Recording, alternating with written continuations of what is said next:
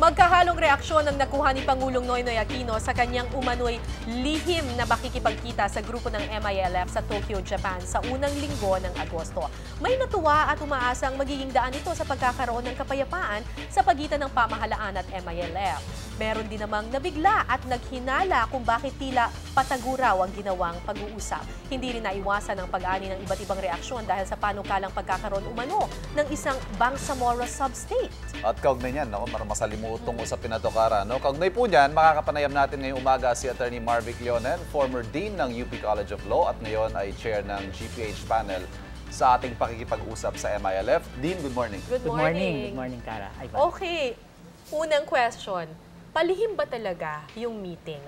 Actually, hindi. Dahil pagkarating dito, ay nagkaroon ng press conference. In fact, mula sa airport, dumiretso kami doon sa briefing room ng Malacanang. Ngayon, yung pag-alis ng Pangulo natin at pagpunta din ni Alhaj Murad Ibrahim sa Tokyo ay kinailangan ilihim dahil una, security reasons. Pangalawa ay gusto nila na magkaroon ng one-on-one confidential face-to-face, tawag nila 4 eyes meeting between the President and the head of an insurgent group. So it would not have kailangan si Pangulong Aquino ang makipag-usap? Eh, hindi ba meron namang panel? Hindi ba pwedeng yung panel na lang ang mag-uusap? Parang first time ata ito na... Yes, this is historical. Unang beses na nangyari sa panig ng sa peace negotiations between MI at saka gobyerno. The President of the Philippines nakipag-usap mismo. Bakit kailangan ba talaga siyang makipag-usap? Well, ito'y call ng Presidente mismo. Siya mismo ang humingi ng pagpupulong. Alam niyo na, negotiation is about people. Ibig sabihin niyan, you do not want, if you want to make very difficult decisions, very weighty decisions, you would want to be able to see who is on the other side. On the part of the President, he wanted to show his sincerity to the MILF, not only by actually going out of his way to actually meet with the chair of the MILF Central Committee itself, pero I think his message reverberated with Alhaj Murad. Gano'n kalayo yung narating ng gesture na yon of sincerity ng Pangulo? I was in the room as a note-taker ng Pangulo natin. I heard 3 times from Murad. Sabi niya kay Pangulo natin in gist, may tiwala kami sa iyo at sa administrasyon mo. And that's a big thing, na nagkaroon ng tiwala. Yes, you are different from the past administration. We know that you have no further ambition than this, and that we know that you are for peace process. Ngayon, kita naman ang dinala ng Pangulo na party niya doon sa Tokyo not only consisted of the Secretary of National Defense, NSA, National Security Advisor, kasama din si Secretary Butchabad ng DBM, Secretary Purisima ng DOF. Of course, Peace Advisor at saka ako ay nandun to show the MILF never in our history has there been such a united cabinet. Okay. Lahat naman tayo hangad ang kapayapaan at ang unang hakbang lagi sa kapayapaan ay magpakita ng sincerity. At yun sa tingin ninyo ang na-achieve ni Pangulong Aquino. Pero ano ang napag-usapan? Baka naman may ibinigay na ang gobyerno ng Pilipinas na hindi naman, na-deal na hindi naman maganda rin sa ating bansa. Siguro nagkaroon ng confusion dahil ang usapan ng dalawang partido, kung ano mapag-usapan nila ay confidential. Okay. But on the other hand, let me confirm a few things. Number one, walang deal.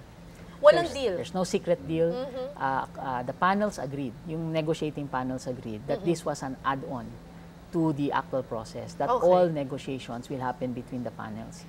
And between the President and Chair Murad, what happened was an exchange of frameworks.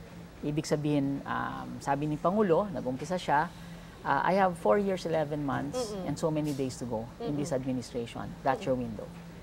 Sabi niya kay Chair Murad.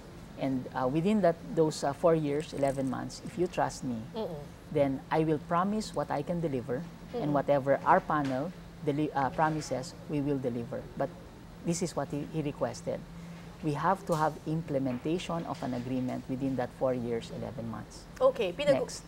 Sige sabi pa niya, kaya na administrasyon, given what they have done with the budget, given the fact that marami silang kinanselan ng mga kontrata, that there are resources, given the synchronization of ARMM, to actually find a way to transform the ARMM.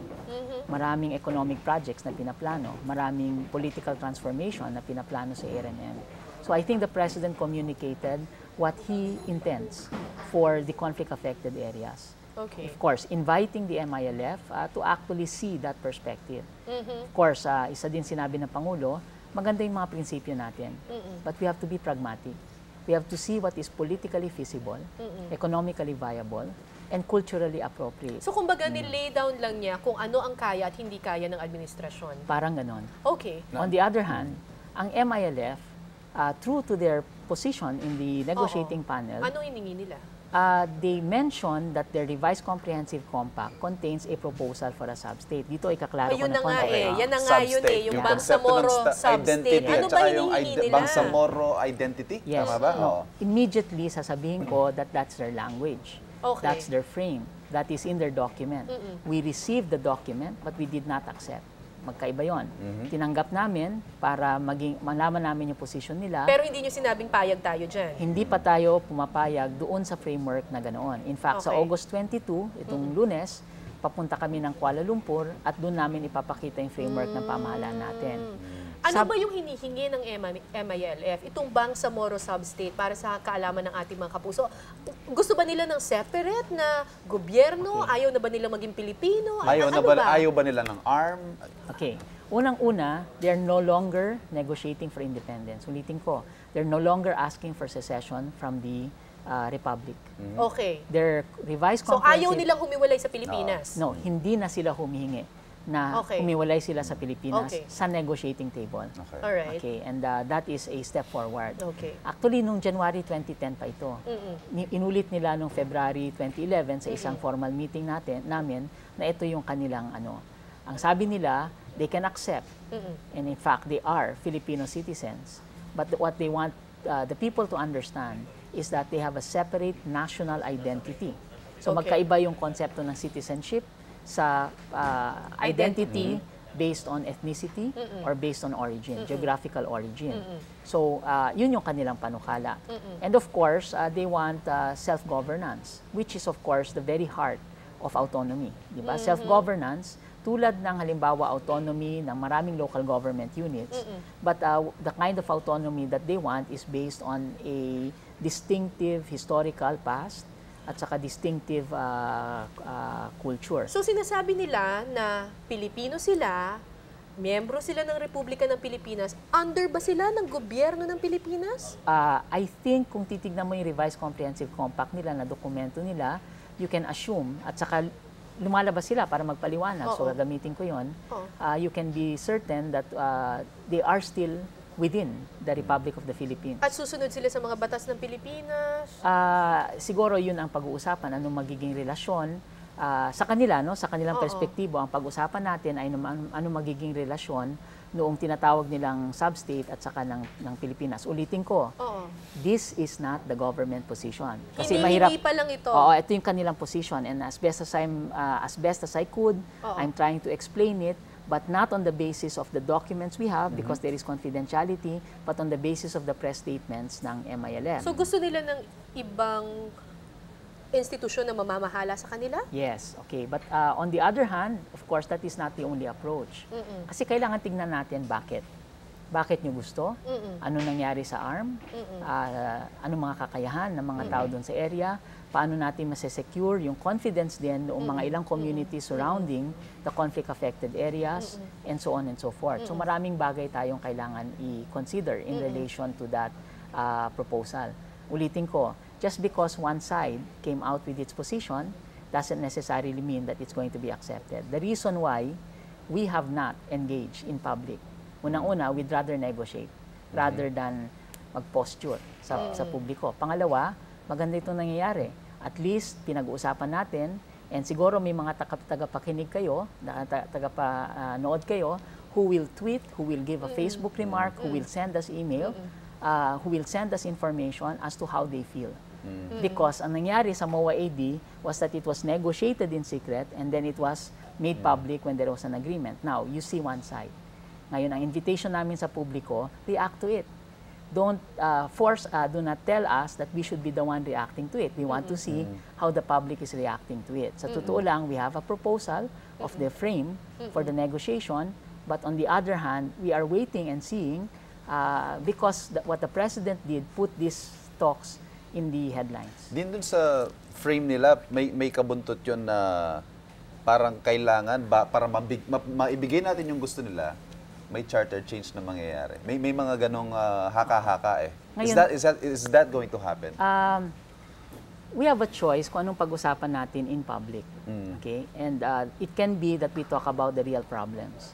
Murad, dun sa pag-usap ni Pangulo, and this has been the position of MILF, mag-problem solving tayo. Okay, tingnan natin yung problema. Ano bang solusyon dun sa problema? Tanong, is it politically feasible? Can it be delivered legally? So, ganon. Kasi kung ang debate natin, should there or should there not be charter change? It's like the form coming before the substance. And in the substance, of course, we are guided by the fact that we have to work with the Constitution. Our instructions, national sovereignty, maintained, territorial integrity kept, flexibilities of the Constitution, inclusivity, hindi lang MI. Kundi kailangan yung solution, must take into consideration that it's an area where you have MN, MI, traditional politicians, other moral leaders, Christian residents, and then lumad peoples. So kailangan inclusive yung magiging proseso natin. Pero sir, hindi po ba ito magbibigay daan na, o baka yung iba na ring mga grupo na nagre-rebelde, ay kausapin na rin at hihingi na rin kami ng ganito, bibigyan kunyari, kinakausap pala ng Pangulong MILF, paano kung may iba pang mga grupo na, kami rin, gusto rin namin ng sub-state, hindi ba magiging ganon? Always, kailangan tanungin natin, anong pagkakaiba nung areas na tinatawag nilang areas ng mga Bangsamoro. Ang tinatawag nila sarili nila bilang identity na Bangsamoro. And we will always go back through history that there are differences that have happened there. Colonial oppression, post-colonial neglect, pag-abuso ng national government, and this government recognizes that. In fact, corrects it with the synchronization. And then the lack of resources that went into that area, as well as some leaders actually failed. Some moral leaders actually failed in the governance of the arm, making them vulnerable, tapos nag-take advantage yung national leadership. So, kailangan intindihin natin talaga kung ano nangyari bago tayo makahanap ng solusyon. So, hindi naman ito just your normal rebel group lang na humihingi lang ng sub-state. Kumbaga, merong pinag-uugatan. Yes. And in the ultimate analysis, sa tingin namin ay kailangan makilala din yung mga leaders ng MILF. In the sense that hindi gobyerno papakilala sa kanila, kundi maybe giving them the opportunity to be able to show that they too can govern. Of course, there are problems in terms of their... Paano yung ARMM?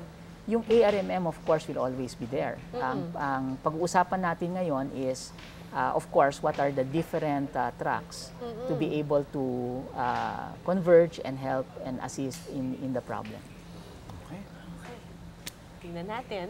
So mga kapuso, mag-tweet daw kayo at magbigay kayo ng inyong komento tungkol dito sa yung malaking issue na ito na pagkakaroon ng Bangsamoro sub-state para malaman din ng ating gobyerno kung ano yung pulso ng mamamayan. Pero malinaw naman siguro sa ating lahat na ang buong sambayanan gustong magkaroon na ng peace. Finally. And hopefully sana yung kapayapaan na hindi temporary pero yung makatarungan din para hindi siya mag-uulit-ulit na magkakaroon ng gulo doon sa lugar na yun. Okay. Maraming salamat sa inyo. Maraming salamat. Marvic Leonen.